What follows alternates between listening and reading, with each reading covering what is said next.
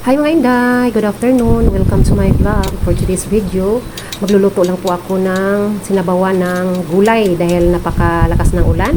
Napakasarap po humigop ng sabaw. Lalo na pag maraming gulay. Ay, naku, talaga namang gustong-gusto ko pong kumain pagka ganyan ang ulam. Ayan, maghihiwa lang po ako ng kalabasa. Mayroon na rin po akong sitaw at saka okra. Ayan po, maglalagay lang din po ako ng kamatis at saka sibuyas. Ayan po. Talaga naman po napakalakas ng ulan. Gustong-gusto ko po humigop ng sabaw kapag ganito ang panahon. At syempre, maglalagay lang din po ako ng luya. Ayan po, hahaluan ko lang po yan ng prinitong isda. Ayan po. Tapos, pagkatapos nito, magpapakulo lang po tayo ng tubig. Ayan po. Pagkatapos nito, magpapakulo lang po tayo ng tubig. Ayan po yung aking mga hiniwa. Ayan po, luya, sibuyas at saka kamatis, sitaw, okra at saka kalabasa. Ayan po. Ayan mga Inday, kukuha lang po ako ng alugbati dito sa taas. Mayroon pong tanim mga aking asawa. Ayan, mayroon din tanglad. Maglalagay rin po ako ng tanglad. Ayan.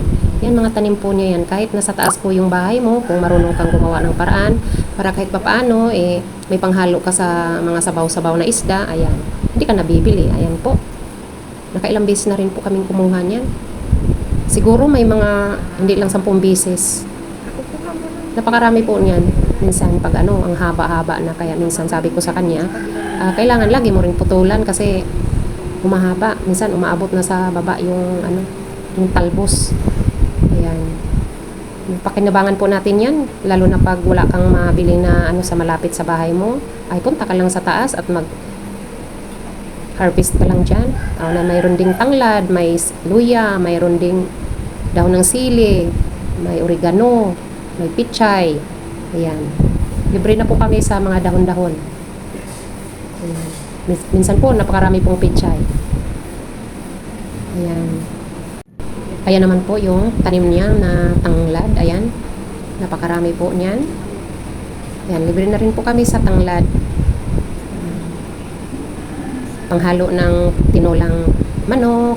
Tapos nabawa na isda. Ayan. Nilalagyan po namin ng tanglad. Ayan, may mga oregano rin din po kami. Ayan, nilagyan lang po ng bakal ng aking asawa, yung second floor namin, ay third floor namin.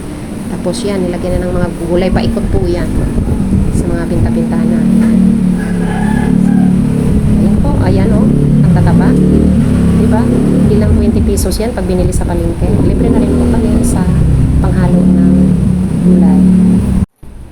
Ayan po, magpakulo lang po tayo ng tubig. Nilagyan ko po ng luya, sibuyas, at saka kamatis, at saka nilagyan ko rin po ng tanglad. Dahil ang tanglad po ay napakaraming benefit sa ating katawan.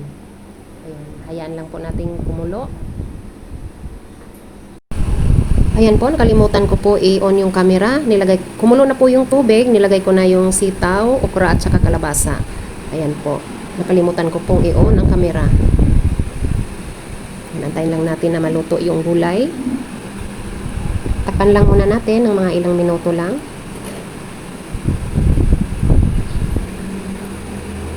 Ayan po, kulong-kulo na po. At medyo luto na po yung gulay.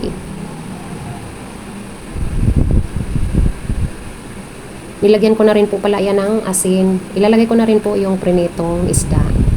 Ayan po. Kahit anong isda po, basta may isda po kayo sa bahay nyo, prito nyo lang, tapos lagyan nyo ng gulay, ay naku, napakasarap na po yan. At yan po ang masarap na ulam, yung wala masyadong mantika. Ayan.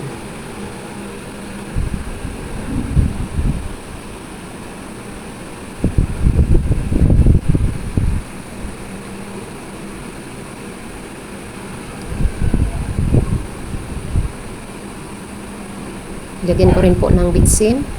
Ako po ay naglalagay ng bitsin. Ang aking gamit po ay bitsin. Hindi po ako gumagamit ng magic sarap. Hindi po yan sa inyo kung alin ang mas bit nyong gamitin. Yung magic ba o yung bitsin. Kasi kami noon pa, maliit pa ako, bitsin na ang gamit namin. Kaya nasanay na rin ako na bitsin ang gagamitin namin. Ayan, malapit na po yan maluto. Tikman lang natin.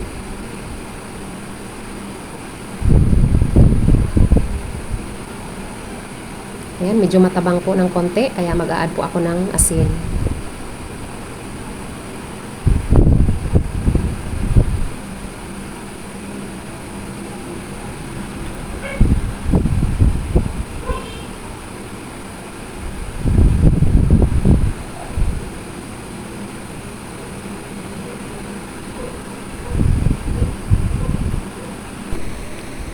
Ayan, ilalagay po natin yung ating hinarvest na alugbate na napakasariwa pa.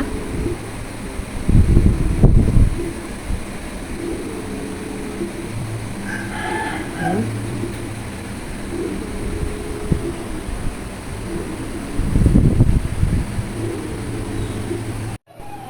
Ayan po, luto na po yung ating niluto na sinabawan na isda na may gulay. Ayan mga inday. Kung nagustuhan niyo yung ating video, paki-subscribe lamang po, share at pakipindot na rin po ang notification bell para ma-notify po kayo kapag may bago akong upload na video.